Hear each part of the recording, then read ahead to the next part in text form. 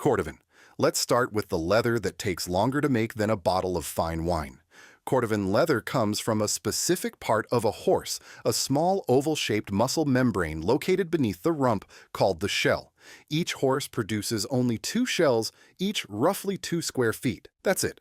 The name comes from Córdoba, Spain, where Moorish tanners perfected the craft during the 8th century under Islamic rule. The tanning process uses vegetable tannins and takes a minimum of 6 months.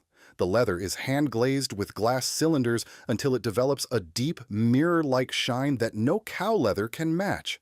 A single pair of Cordovan shoes costs between $700 and $1,500. But here's the thing, they last decades. Cordovan doesn't crease like regular leather. It rolls and ripples instead, developing a wave pattern that collectors consider more beautiful than the original surface. It's the only leather that genuinely improves with every step you take. Ostrich leather is instantly recognizable because of one feature, the bumps. Those raised dots aren't a texture pressed into the leather.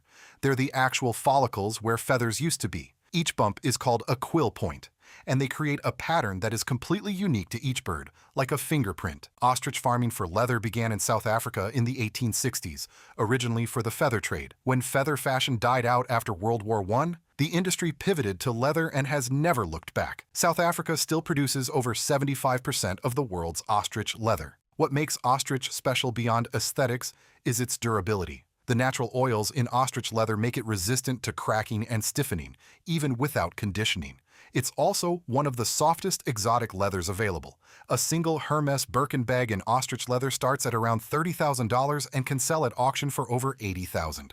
Crocodile and alligator leather sit at the absolute top of the luxury pyramid, and they've been there for a long time. Ancient Egyptians used crocodile skin for armor and ceremonial items as early as 1500 BC, associating the material with the god Sobek. The key difference between crocodile and alligator leather comes down to one detail, the belly scales. Crocodile scales have a tiny dot, a pore, on each scale. Alligator scales are completely smooth. This small detail determines a price difference of thousands of dollars. Alligator is generally considered more desirable because the scales are more symmetrical and the leather is slightly softer. A single Hermes Himalaya Birkin in matte white Niloticus crocodile sold at auction in 2022 for $388,000, making it the most expensive handbag ever sold. Today, the crocodile leather trade is heavily regulated by CITES, the international treaty that controls trade in endangered species. Every legal crocodile hide comes with a tag certifying its origin, and farms must comply with strict welfare standards. Python. If crocodile leather is about symmetry, python leather is about chaos. Python skins display wild, irregular scale patterns that look different on every single hide. No 2 python leather products on Earth look alike. Southeast Asia has traded in python skins for centuries, but the modern industry took off in the 1920s during the Art Deco era, when designers in Paris began using exotic skins for clutches, shoes, and accessories. The most common species used are the Burmese python and the reticulated python, both of which can exceed 20 feet in length. A single skin can yield enough leather for multiple bags. Python leather is thinner and more delicate than crocodile, which makes it less durable but more flexible. The scales can be left raised for texture or buffed flat for a smoother finish. The ethical debate around python leather is intense. A significant portion of wild-caught pythons are still harvested in ways that raise serious welfare concerns, which is driving the luxury industry toward farm-raised alternatives. Stingray. This is the leather that samurai chose. Stingray leather, called shagreen in French and same in Japanese, has been used in Asia for over 1,000 years. Japanese sword makers wrapped katana handles with stingray skin because of one remarkable property. The surface is covered in tiny calcified beads made of the same material as human teeth, dentin. These beads create a texture so grippy that the sword literally cannot slip from your hand, even when wet with blood. The visual pattern is extraordinary. Each stingray skin has a diamond-shaped cluster of white beads in the center, surrounded by a field of smaller beads that radiate outward. This pattern is unique to each animal, like a mosaic fingerprint. Stingray leather is virtually indestructible. It's fire-resistant, water-resistant, and nearly impossible to puncture. It's 6 times harder than cowhide and will outlast almost any other leather. Despite all of this, stingray leather remains relatively affordable compared to other exotics because stingrays are abundant and reproduce quickly. It's arguably the most underrated leather in the world. Kangaroo leather holds a record that surprises everyone, pound for pound. It is the strongest leather on the planet.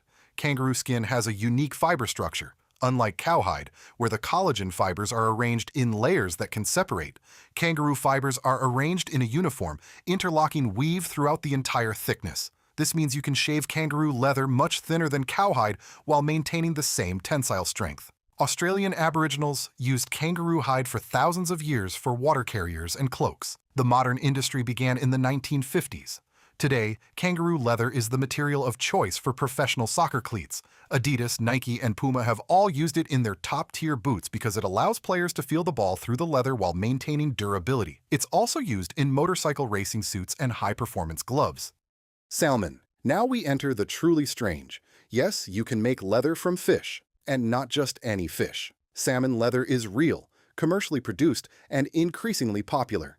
The practice originated with the Heja people of northeastern China and indigenous communities in Scandinavia, who made clothing and boots from fish skin for centuries. The modern salmon leather industry took off in Iceland in the early 2000s when Atlantic Leather, a small company in the north of Iceland, figured out how to tan fish skins using sustainable methods. The process uses skins that are a byproduct of the fishing industry, skins that would otherwise be thrown away.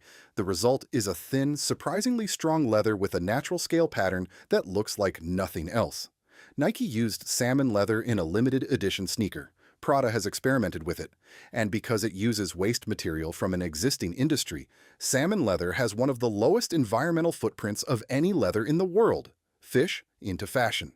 Mushroom leather. Everything we've covered so far comes from animals, but the future of leather might not involve animals at all. Mushroom leather, commercially known as Mylo, is made from mycelium, the root structure of fungi. Mycelium grows in vast underground networks, and when cultivated in controlled conditions, it forms a dense, flexible mat that can be processed to look and feel remarkably like animal leather. The technology was developed by Bolt Threads, a California biotech company, and was introduced commercially in 2021. Within months, Stella McCartney released a Mylo handbag, Adidas released a Mylo Stan Smith sneaker, and Hermes partnered with startup MycoWorks to create a version of their iconic Victoria bag using mushroom leather. Growing a sheet of mycelium takes about 2 weeks compared to the 2 to 3 years it takes to raise a cow. It requires a fraction of the water and produces a fraction of the carbon emissions. Whether mushroom leather can truly match the durability and patina of animal leather remains an open question, but the industry is betting billions that it can. Cactus leather. And finally, the one that sounds impossible. In 2019, 2 entrepreneurs from Guadalajara, Mexico, Adrian Lopez Velarde and Marte Cazares, created a leather made entirely from the nopal cactus, the prickly pear. The brand is called Desserto. Their process works like this. They harvest mature cactus leaves without killing the plant, dry them in the sun for 3 days, process the fibers, and mix them with a bio-based coating to create a flexible, durable material that mimics the look and feel of animal leather. The cactus doesn't need irrigation. It absorbs carbon dioxide from the atmosphere. And the same plant can be harvested every 6 to 8 months for up to 8 years. Since launching, Desserto has signed deals with Mercedes-Benz for car interiors, BMW, Adidas, Fossil, and Karl Lagerfeld. A material that grows in the Mexican desert, requires no water, and captures carbon while it grows, turned into the interior of a luxury car. So there you have it, from the samurai sword grip made of Stingray to a Mercedes dashboard made of cactus. Leather has gone from the oldest material in human history to one of the most innovative. If you watched the first video on common leathers, you now have the complete picture. You know more about leather than 99% of the people buying it. If you want to keep learning about materials, hit subscribe